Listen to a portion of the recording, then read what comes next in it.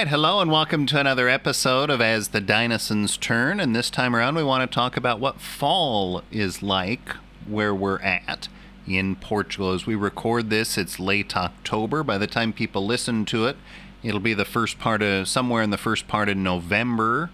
I guess the first thing is just the weather. And I feel like there's actually a lot of similarity between Portugal and Iowa between May and September. You disagree? I completely disagree. Okay, so... Well, okay. I do. I disagree. Well, temperature-wise. No, I still disagree. It gets a lot hotter in Iowa, and then it gets here. So I think it stays pretty well. Like it only gets up to like the low 90s. Like when it gets into the low 90s, then it's like, oh my God, we've got this horrible heat wave and nobody can survive. Right, that's what happens here. We never had any days that was like 100 or anything like that, but we got close. We got up to 109 one day with the heat index. Yeah. So, okay, temperature-wise, I think people can agree or disagree on that. In terms of rain, though, it basically stopped raining in late May, early June. And it really, I think sometimes it would shower overnight, but it really didn't rain at all through September. And the sun was out every day. It was very beautiful. I'm not going to lie. It's been gorgeous. And you get spoiled, and then suddenly October hit, and it started raining. I think it rained every day in the month of October. Well, I think that, okay, we knew we were moving to northern Portugal and that it was going to rain. That said, we were told wintertime it was going to rain. And I thought, okay, December, wintertime. It started raining earlier this year and last year than it did in years past. So I'm thinking this is probably a global warming thing. But it also has to do with the oceans and all of the storms the U.S. is seeing. Right? All of those hurricanes and tropical storms and everything that are making through that hemisphere, then they get all the way over here. And the last 2 or 3 weeks, they've decided, let's dump on northern Portugal. Well, let's dump on Portugal and then let's dump on northern Portugal, because we're not the only ones who've had a lot of rain. At least in the north, you can actually deal with rain. So, the ravine that goes into the river that's right by us, I know people are probably wondering what that looks like, because you hear 8 or 9 inches of rain, like we've said before, and you think, wow, that's insane. Like, how can you get 9 inches of rain in 2 days? But you really can. And no, they're not flooded here. They've built in some great drainage systems on the sides of the road, and we're still using Roman aqueducts. There's a Roman aqueduct right outside of our front door, actually. That works and helps with the fields. And yeah, the river is fast and getting higher, but it's still got a good 6 or 7 feet before it gets to anywhere close to the edge of the bank. And so I think that that's something to kind of keep in mind. For a while it was raining. It would rain and then the sun would come out at 1 or 2. And that's been kind of a pattern, and I'm okay with that. Like, it can rain in the morning, and then by the time afternoon happens or any of those things, it can stop, because that's like, I've got pottery classes and got to pick up boys and take them to things, and I'd rather not do that in the rain if possible. I mean, that's a nice change, but yeah. It's definitely rainy. So maybe it's not. I was trying to make the comparison that temperature-wise, it gets hot and humid here. It does get hot. In the summer. And a little bit humid. Maybe not Iowa level. Not Iowa level humid. So one of us said that, but maybe that wasn't completely...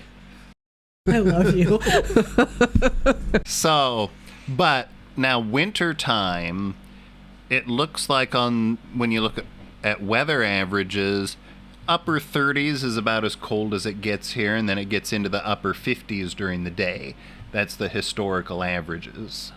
That seems to be it. I do know that if we wanted to see snow in Portugal, we would need to drive about 30 minutes north of us, and that's where there would be snow there at Xerez. There's a big park there, and it snows. I'm being fully honest. If I have to shovel or scrape my car, I'm out. Like, we're moving further south. Because that was part of my deal. Like, I can deal with rain. Well, they say it never snows here. That's what they say. The people that we ask about it. And you know, the kids have asked because they kind of miss snow because they're crazy, I think. But they've asked, and they're like, when does it snow here? Does it snow here? And the kids are like, I've never seen snow here. So it doesn't, according to them. And we live in an area where, because it basically never gets below freezing, it stays green. But yet there are trees that change color and drop their leaves, and the grapevines go dormant and things like that. So it's kind of a weird mix of, it's still green, but yet the trees are bare and the land is kind of bare, yet they're still green. It is very interesting. So when the grapevines started to change colors and everything turned all red, I thought, oh, this is going to be beautiful when it's all red. That no farmer let it get to that point. They chopped them all down and then they burned them, all of those vines and all of those things before they got to that point. So lesson learned, if we're going to have any grapevines, we have expectations. The moment they start to turn red, cut those puppies down. And some of these farmers remind me of like my dad or my grandpa Dallas. You know, Dallas was up on the roof when he was 92 years old, hammering. He'd put tin down on the roof because you could get by for another few days by hammering some tin on the roof. Well, our neighbor was out here on this ladder. I don't even know if the ladder was always leaned up against anything other than maybe other grapevines, but he was up there sawing and hacking. And when we talk about a ladder, we're talking about a metal 15-foot ladder that he's got propped straight up. And the grapevines, when they start to actually kind of bloom out, they are going along different, I guess, metal structures they've put up. Yeah, like metal, almost like metal clotheslines. It's kind of like that. It does look like a clothesline. So he's just got himself propped up and against what you would consider like a metal pole that would be like a stake you would put in your garden kind of thing, and with metal clotheslines between them. And he's up on a 15-foot ladder chopping all these things down. And I'm like, please be careful. And he just kind of giggled at me. I did tell him to be careful one day, and he just giggled at me. And he's like, I'm fine. His wife rolled her eyes like, oh my goodness. But, you know, so like that's what you see. And it's very surreal because you'll be driving down the road and then all of a sudden there are like people up inside grapevines chopping them down. It was like, I went past like 6 of them all in this one corner. It was like, my God, it was like, it looked like they were just holding onto a grapevine for dear life and climbing them. So that happens. And then it started to rain a little bit more. Yeah. So I think that's the clue. The leaves are starting to change colors now. And they're starting to turn, the tree in our yard is starting to get yellow leaves. But some of the leaves in town on the other trees are turning reds and oranges and yellows. So if the leaves get to that point, we'll definitely have pictures because we get so much moisture. It should be beautiful. But I don't know. The other thing that's going on right now that I've learned that they start doing in fall, in October of all times, is hanging Christmas lights. Which that should make you very happy. It does make me happy. They have not turned any of them on yet. That's the hard part.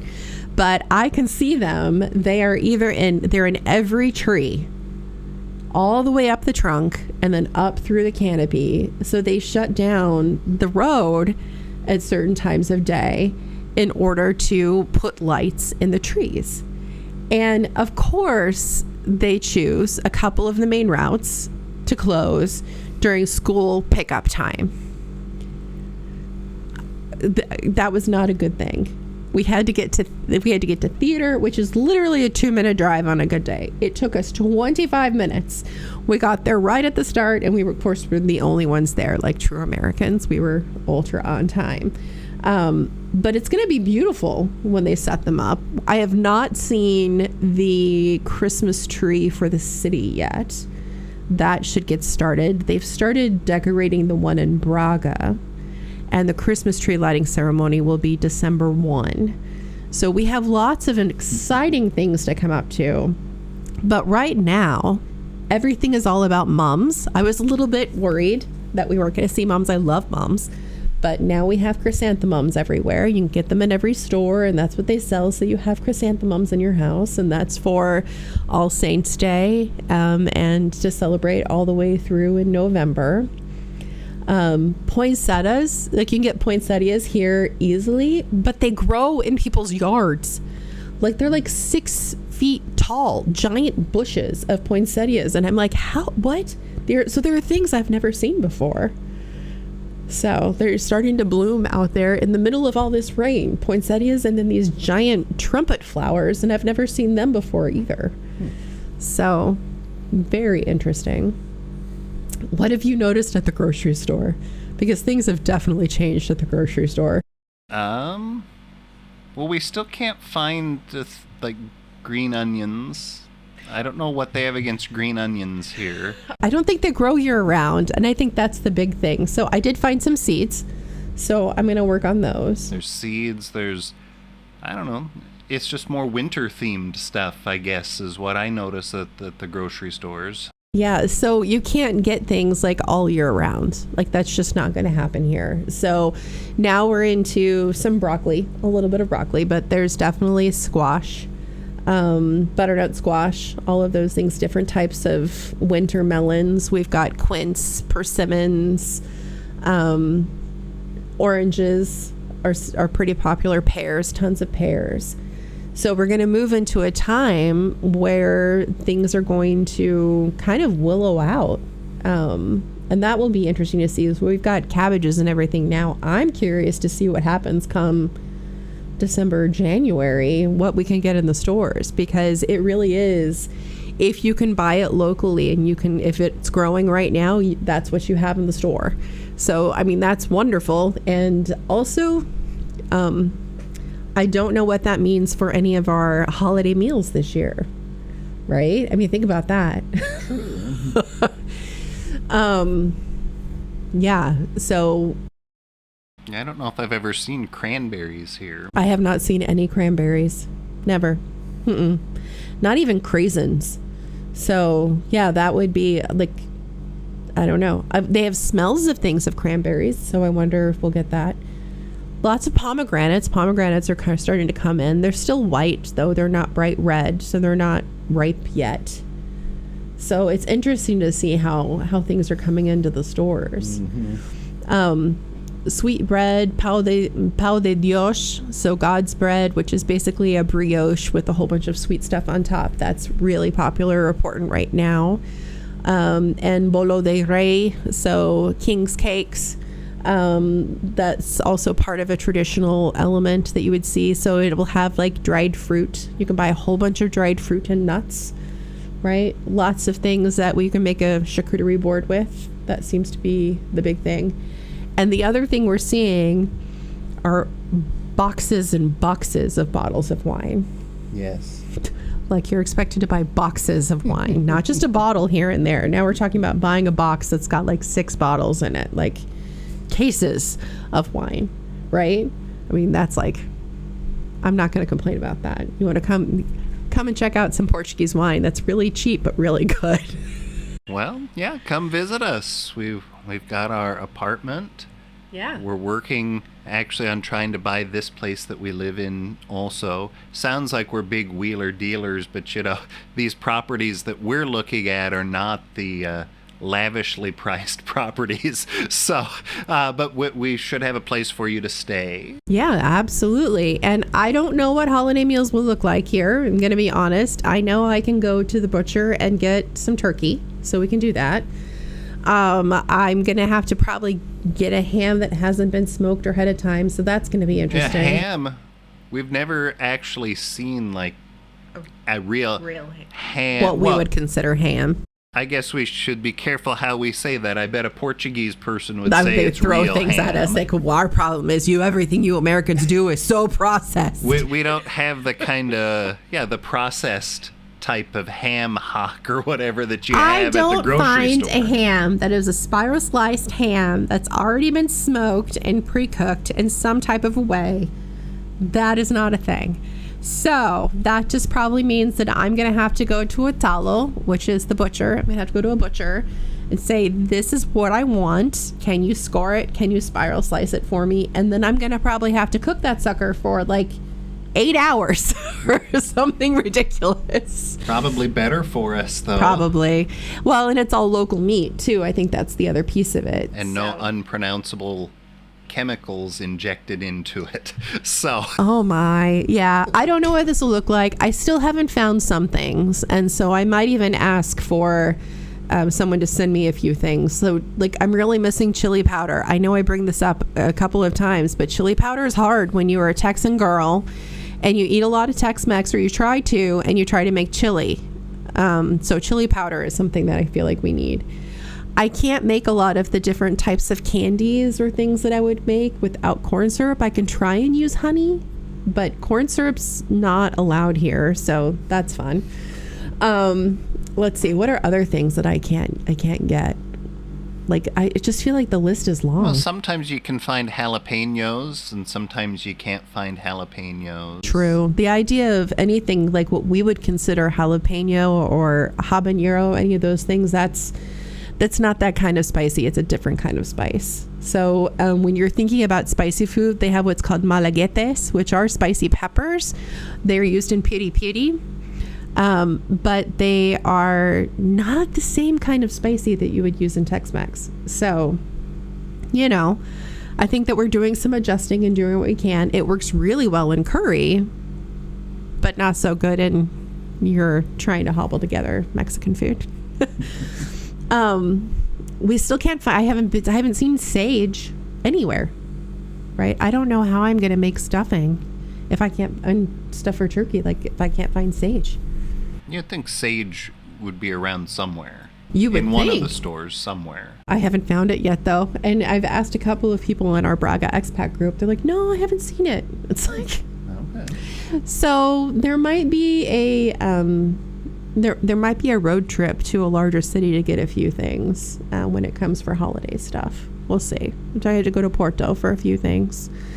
I don't know how we're going to do some of the cinnamon roll things and the things that we usually do. I would like to do that for gifts for teachers and things, because everybody's like, oh, American baked goods are so good. Cinnamon rolls and gingerbread. Those are the things that I've had people say, do you know how to make gingerbread men? I'm like, yes, I can teach you how to do that.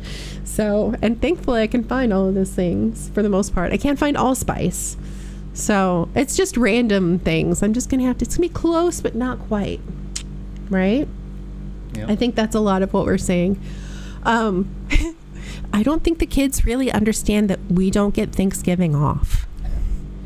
I think that that's going to be a big upset for them. That's true. That it's Thanksgiving Day and they have to go to school.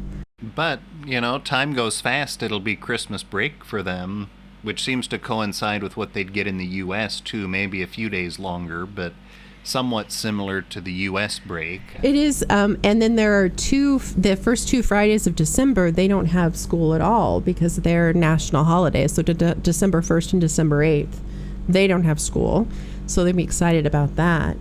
But I'm looking forward to some new traditions, going to a tree lighting and having roasted chestnuts off the street and seeing how they like those things. Going on a couple of the different rides that are around town, looking at all the lights, all the different Christmas markets. So I think that we've got some good things that are going to start picking up. November is generally, you've got All Saints Day, and then things kind of slow down for a while. But December is going to be a hopping time for this family, because not only do we have Christmas markets and tree lightings, but we also have an actor who is starring and being a part of the Christmas show of the local theater troupe. So I think that there'll be some good things coming up and some good posts. Well, by the time people listen to this, it'll be almost the 8-month mark for us. We said we'd give it at least a year, so we're almost 2/3 of the way through that. We are. That's true. We'll hit 1 year in March. I have to say, I feel like we're going to make it a year, no problem. I think that we'll make it our 2. After 6 months, I think it was really, really hard. But I think that once you get through that, I think that it'll be easier. I don't know. What do you think? I think so.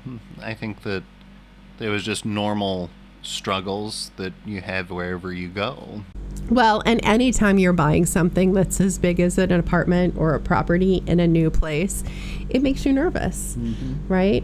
I mean, it's not like, I'm going to be honest with you. I think that the interest rates are better than they are in the United States, and the loan is a little bit longer because you can take a loan until you're 70, right? So it's a 33-year loan or something like that. I think we have a 33. Is it a 27-year-old? It's a little less than 33 years till we're 70. I know it is less, but it feels like it's a doable loan. Yeah, it's a 33-year loan or something different, isn't it? Yeah, maybe it's 75 or something like that you got to get it to. But I find this very interesting. It's definitely a variable rate is the way to go if you buy something. We're learning that. And they require, though, 20% down. Plus taxes. Yeah, so it's not, in the United States, it's like, well, whatever your down payment is, 3% or 5% or 3 to 10. Yeah. So that's not how it works here. Although I think if you're a Portuguese citizen, you might be able to get 10% down. Though 20 is common. But 20 is more common. Yeah. And so that I think adds to the stress level, because anytime you try to do something involving financing, it's different from in the U.S. where it's just like, oh, we'll use other people's money and buy this, which is actually part of the strategy in the U.S., I think, on a lot of things. Well, here, you got to put that 20% down so whatever money you have saved up is suddenly gone to your loan, but it's probably better. Our monthly payment will be quite low on that. I think the monthly payment will be less. It's less than what my first home was, and my first home I bought for $90, and this one we bought at $164.9. We were worried that we weren't going to be able to do much travel either. We've been waiting on a citizenship card, right, for Jack, and that we were told has finally been sent to the printer. So as soon as that comes, get ready. We are road tripping. Are you ready? Yep. All right, so Christmas break, December, all of these things, we're going to have some eventful things to tell them all about. All right. Well, never a dull moment with us, is there? I mean, who would want a dull life? There would be if it was just me, but... Jason would live in this place always and would never leave it. And would you? You would stay right here in this place, in the house. I would learn Portuguese and go talk to Cesar and stand out at his grapevines with him and have conversations with him, right? Yeah. Drink a little coffee here and there. But he would live in this house forever. So, and be completely happy. I could use a little bit more space. These are the things we've learned. I like a little more space. I think the boys will appreciate not having to share a bed. I think that's their big thing. They're like, I don't care, mattress on the floor, that's fine. Let's do that. But my own, that would be great. So, yeah. It's a good place to be, though. All right, well, join us again. Can't even talk straight anymore. I know. We've just completely, you're just flabbergasted. I just guess. Can't even believe it. I know. So join us again next time on another episode of As the Dinosaurs Turn.